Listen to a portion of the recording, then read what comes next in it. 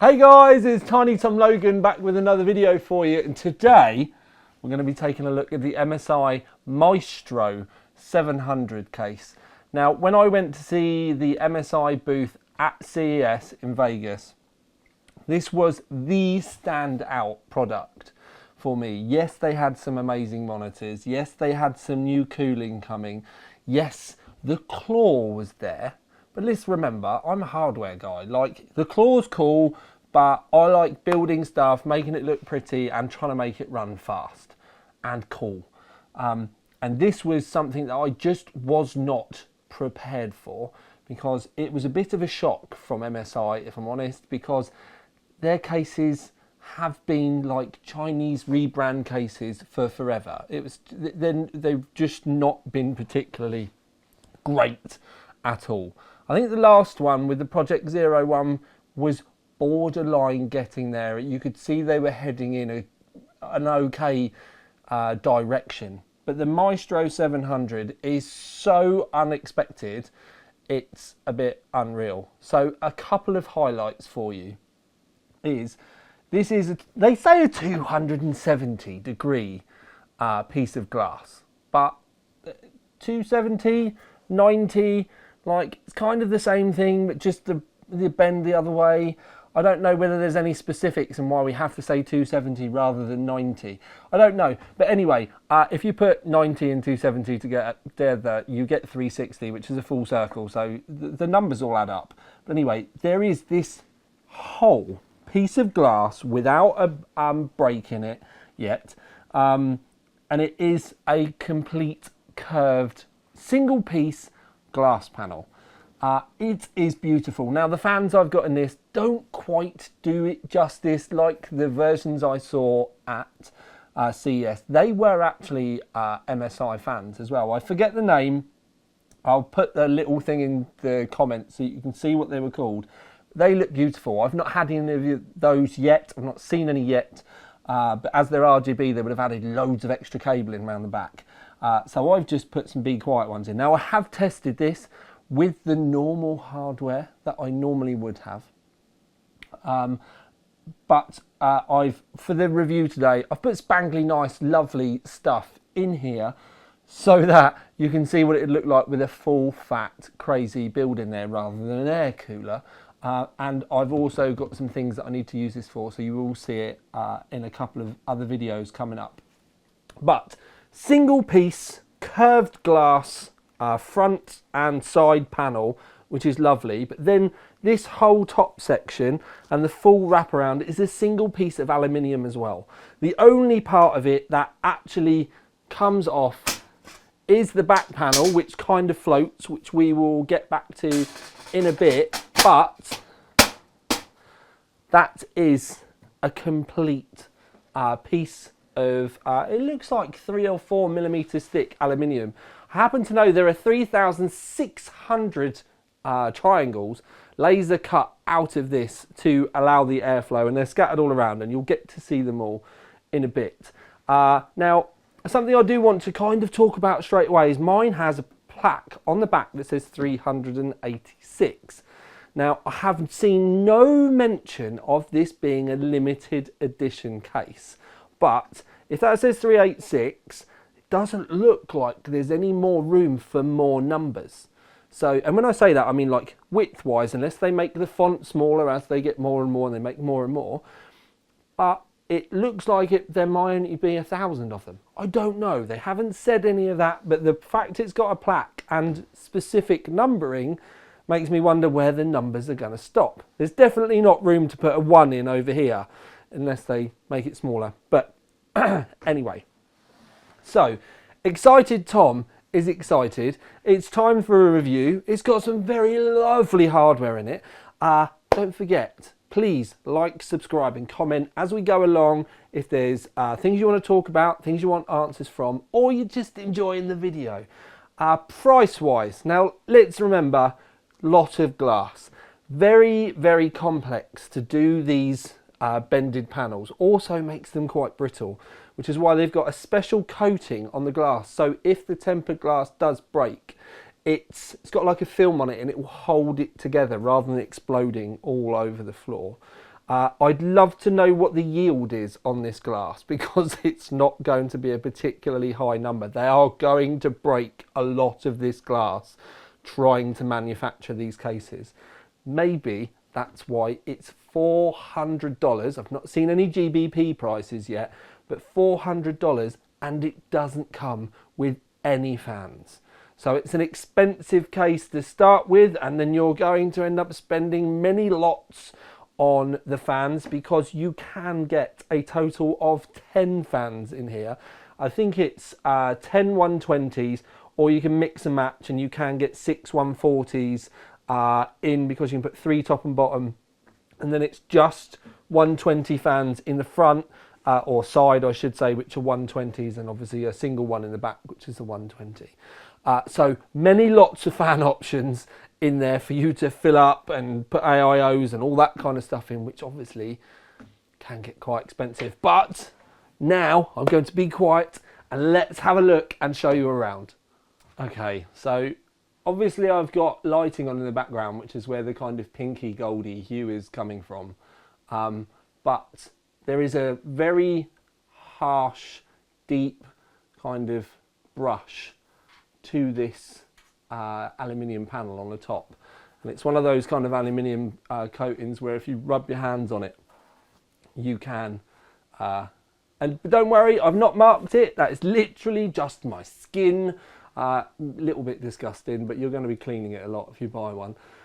Anyway, we come around here, not the best angles, but power switch. You've got USB 3.2 Gen 2, couple of A's, combined headphone, microphone, reset switch, all of that sort of stuff around the back. Then if we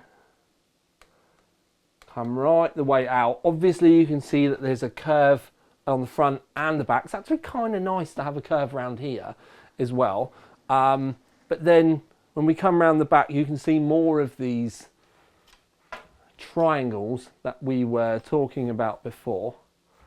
And I do need to turn it off, but you can see there's air intake over here for the side fans. Then you've got more air intake over here for the power supply, and a 3.5 inch or a hard drive bay that's up here, which I have removed for this build. And what we will do is we will turn it off.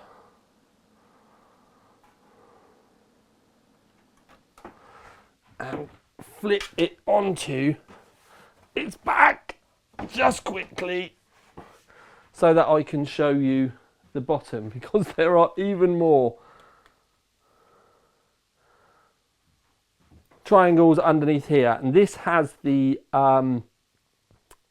dust filtering on the inside, and you do have to remove the bottom fans to be able to access that dust filter. And it's one of the few things that is a little bit complex on this, rather than it spoiling the outside and having the dust filter here. So they've gone for aesthetics. It hasn't particularly made it maintenance friendly. It's not going to be a quick case for you to be able to get the Hoover onto, unless you do just go for the brush extension on your Hoover and go crazy on it. Now, this is a really good point for us to have a look at here. You can see as I've turned it over, it has marked on the dolly that I've got at the bottom, but it all does just wipe off. So it's not the end of the world. Yes, you can see a little bit there, but if you were to get a damp cloth, the camera is making it look worse than it really is, because where everything's so black, I've had to turn the gain up on the camera for us to be able to have a proper view of everything. Now, round the back, I've obviously said about the 386. Now, like I said, I don't know whether this is going to go stop at 999 or whether they'll keep going, or maybe they'll just take the bracket off after those ones, and the early ones are the limited ones. Who knows? Now, you can see there is a vertical mount over here. We do need to talk about that in some length, because there's bits about it that are good. There's a couple of bits about it that aren't very good, but it's just very fine details that we can work around. but because it's me, I do want to talk to you about it. 120mm only in the back. This isn't a fan mount. This is where the hard drive caddy is meant to get bolted on the inside, and this is it. So it's just so you can slide your hard drives in there. You can mount 2.5 inches in there, you can mount 3.5 inches in there. That's what she said, and it's completely up to you. Power supply mount where you'd expect it to be, nothing going on underneath here. No removable dust filters, nothing like that. It's just very simplistic, but what we can see is this lovely curve that follows all the way around, and that is one of the key parts of the entire design. It's all based around this, if you think about it, it's two giant curves. One big curve, or double curve I should say, is the aluminium. The other one is the glass. Taking the back panel off, you can see how they've mounted the dust filters on the inside. It's very simple. You're just going to have to hoover it, but that's just the way it is. Hard drive cage would sit up here. I've just left it out because I'm not going to put big hard drives in there, and when I was trying to tuck cables in there, it wasn't doing me any favours. Mainly because if I tilt this, I can show you that there is a big trough here for cables anyway. Now I haven't used this to its entirety at all, but you can see that there is a lot of room at the bottom to put cables. You can also see that when I picked it up and put it over, it has picked up marks, but again, I've just wiped them off. So it looks bad, but it's really not. Now, there are around here cutouts to be able to poke cables through. There are also cutouts for Project Zero motherboards. So you have both grommets, which are over here, but these cutouts that you can see, because you can see the back of the motherboard there, because I'm using an XL ATX motherboard, you can see that this is where the Project Zero stuff would have been. There is also cutouts at the top of the motherboard over here where the Project Zero connectors would have gone through, and then there's another set of grommets, there's another set of cutouts at the top where your normal cables can pass through. Now, as you can see, there are grommets. Well, they're not grommets, they're cutouts, and they are on the corner, which you will see in more depth from the other side, because it's very difficult to be able to show you from these angles. But effectively, there are cutouts, but no grommets. And that is one of my very few bugbears with this. Also, again, with the dust filter on the inside, there's no way for us to get it at it from the outside, and you'll understand why I'm bringing that to everyone's attention in a minute. Now, with the side panel, what you have to do is pull it out a little bit, and then it comes forward. So what I've been doing is getting my fingers in, because it's not the simplest. Right, now that's the front free, and I've now got hold of it. Get the back and pull that free, and then we are off. So that is our glass panel off the case. You can see at the top here the little location gullies over here. You get the pins in and then you slide it forward, and that's just how it locks into place. The glass is wonderful, and now I've put it up on the other side, you can see that there's a slight tint to it. It's fairly dark, but it's not limo black. It's the kind of tint that I would like to have on my car windows. Anyway, as I am searching around for the power for the camera, you can get a lovely look at what's going on inside. I've used Be Quiet fans throughout. It is a bit of a mix because I didn't have enough, well, I didn't have 10 of the Silent Wings Pro 4 fans that I would have used, but they're in the bottom and the top, and then I've got what ones did I put on the top? I think they're the I can't remember what Silent Wings they were. Most of them are Pro 4s anyway, and then I've got 3 random ones in the top. I can't remember what they were. Anyway, my bad. It is an MSI AIO. It all lights up lovely. To be fair, I've kept it kind of simplistic because I felt that was nice to start off with before we went mad with the design and added lights into it later on. And it does just, everything sits in there lovely. Anyway, right, so the way that the bottom fan mounts is the same as the roof and the same as the side, and there are 2 screws. Now, if I was to take the 2 screws out from here, there are little rubber grommets at the back as he runs off to get a screwdriver.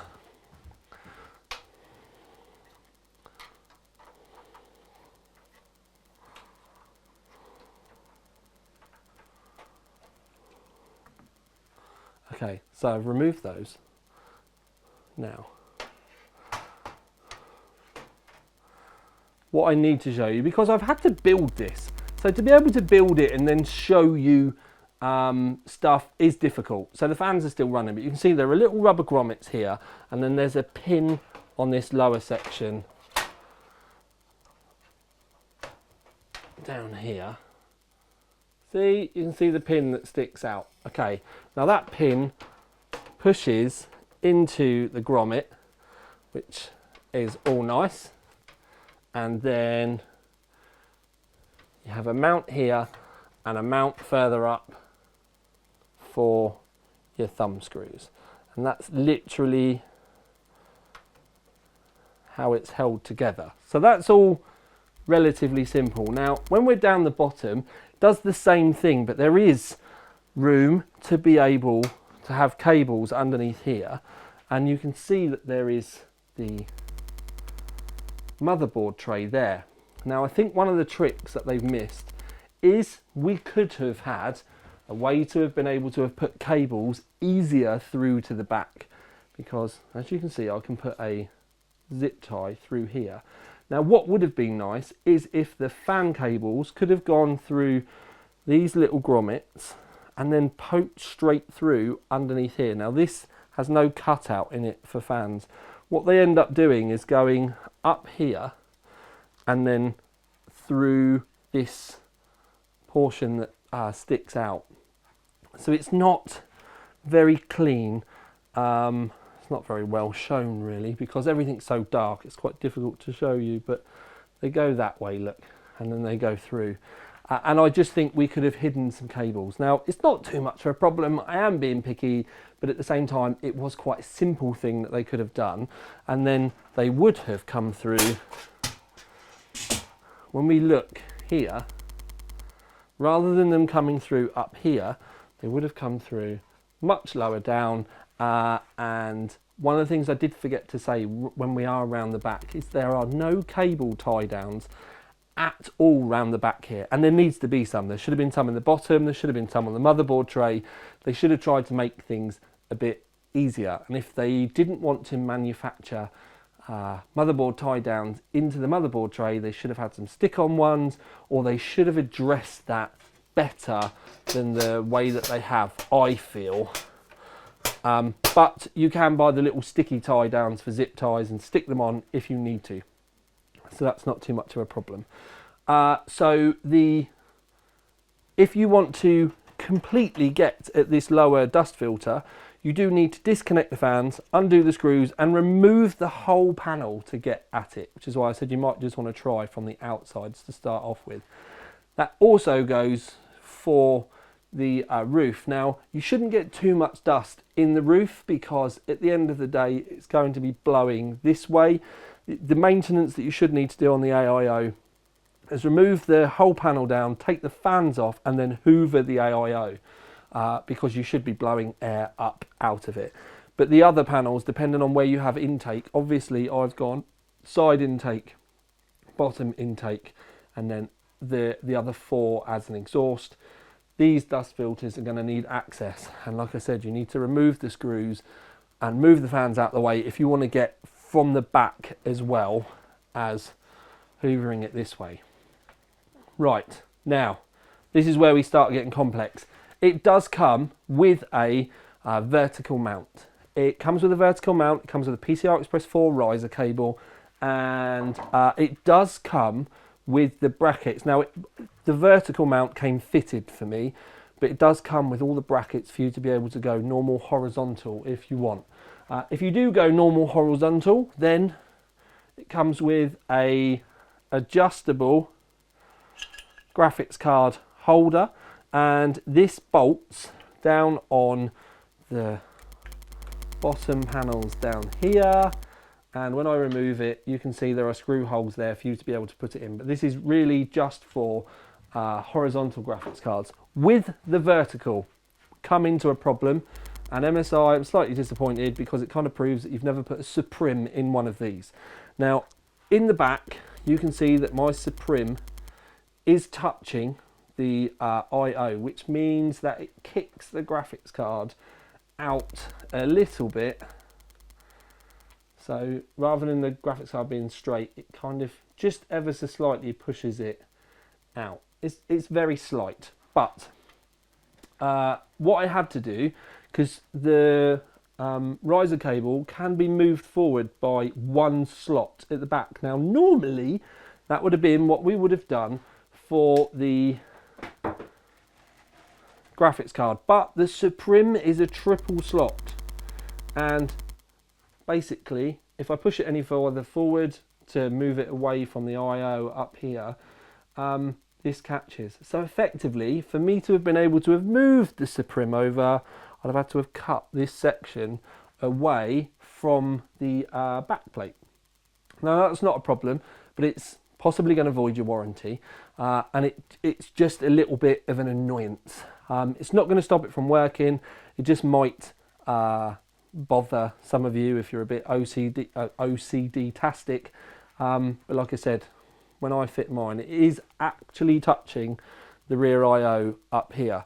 And like I said, normally you just move the graphics card over, and it is adjustable down the bottom because the riser cable actually does sit. Sorry, the riser cable has two different mounts. Now again, normally I would show you how to do this, but if you want to take the graphics card out, you have to pull the whole thing out, because I can't get a screwdriver in on these screws without undoing these ones first, removing the whole graphics card. So it's very pretty, but when it comes to maintenance, sometimes there's more than one step. You've got to do something to do something. So there's no way for me to get at these screws, and I don't want to start stripping it down in front of you. Now, I've also put it back. I had to, because of this. So it's fitted the only way that I could. But I'd want my graphics card sat far back anyway, so that there was ample room here for airflow from the lower fans to keep it away from the window, so that there's loads of room for things to breathe. So I don't understand why you'd want to move the thing away anyway. I think really we just needed like a few extra mil and it would have been fine. If you've only got a dual slot bracket on the back of your thing, it's not gonna, on the back of your graphics card, it's not gonna matter. And it's only really the really tall graphics cards like the Supreme that are gonna be a problem. I would just fit it like this, and if you're not worried about things, I trim a little bit off of this and then move it over, but I am happy with this the way it is. Just needed to bring it up in reality. So that's one of the little bugbears. My other one is the lack of grommets. Now at the top you can't really see them because they're hidden by the AIO. The AIO, I might add, is stepped right over because they are offset. As you can see, you've got the different mounts here, so that's lovely. So they've pushed it over as far as they can. It's not going to have problems with, I reckon I could easily have got in there with a much thicker. So if we look at that, you can see my memory there. There's loads of room between the memory and the AIO there. I could have got a set of push-pull fans in if I wanted. But anyway, we're here talking about the lack of grommets, because I think some little rubber grommets would have made all the difference. You can see the cables here, and I keep moving them around and they keep popping back, and I think just some rubber grommets there would have been lovely. Other up at the top of the motherboard tray, like I said, unless you're just running fans, then you can't really see them, so we'll let them off. But these ones down the side absolutely should have had them, I think, especially where we've got a big glass panel here, and I think it would have just been a nice finishing touch. Now, I'm just going to show you up here, just very quickly, little rubber grommet, that's where it fits in. It's like a locating pin. This one is where they lock in and pop in, but there are also screw holes at the back, because there's an aluminium section that passes around, comes around the back, and then as he's trying to get around, just so that I can show you,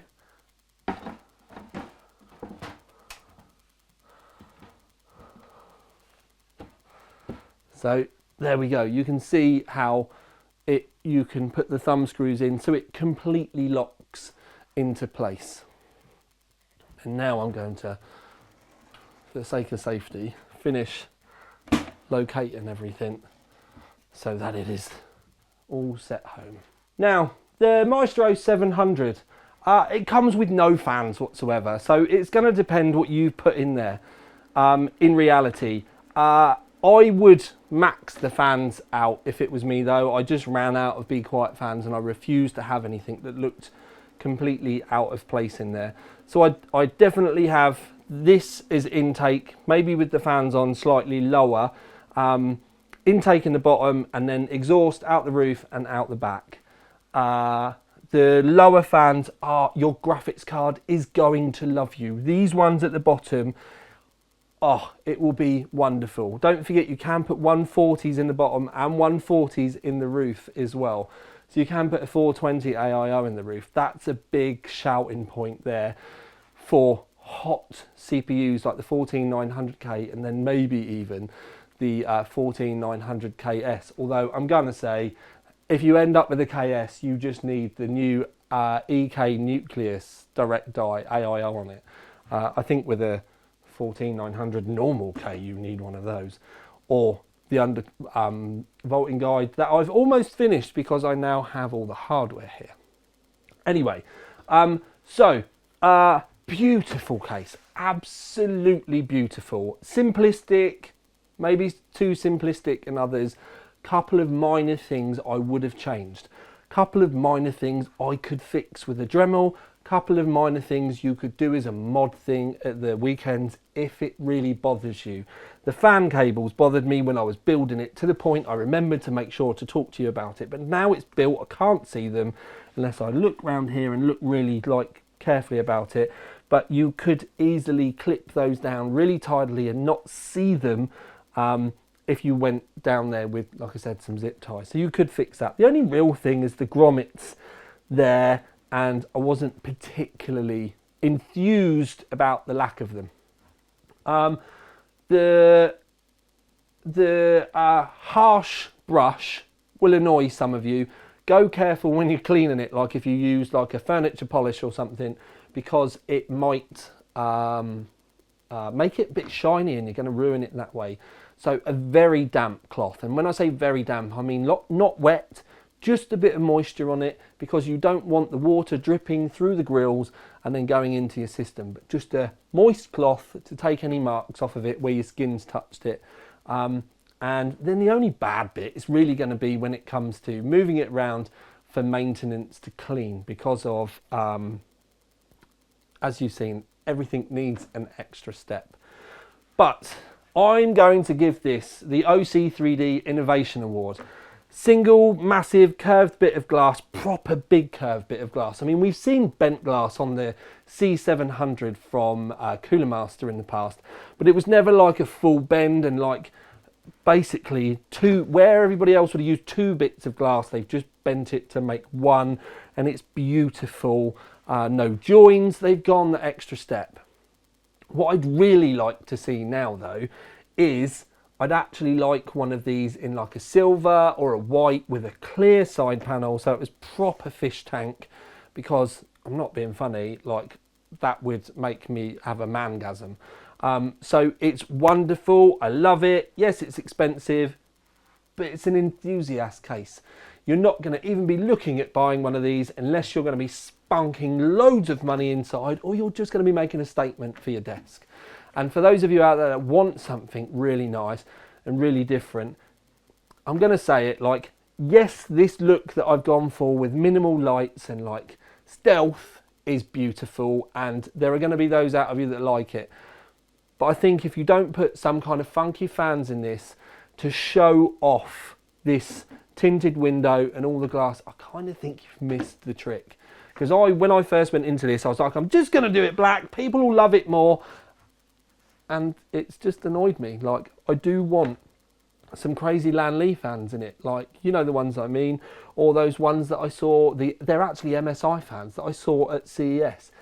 I think it deserves it. But then again, that's the beautiful thing about us building our own PCs is, well, we get to choose what we want. We get to choose what we put in it. And that's what I would. So, OC3D Innovation Award, MSI, it's great to have you. I'm glad you've caught up because your cases haven't been great for quite a long time. But this is incredibly special. Ding!